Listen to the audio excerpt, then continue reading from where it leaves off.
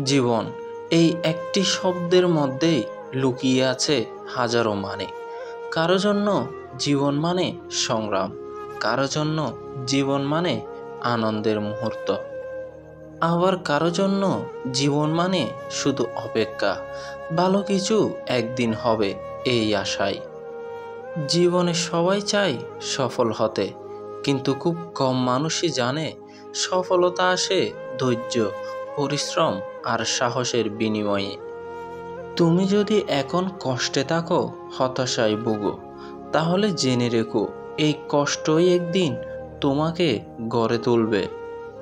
প্রতিদিন ঘুম থেকে উঠে নিজের জন্য কিছু করো, একটা ভালো অভ্যাস গড়ে তোলো।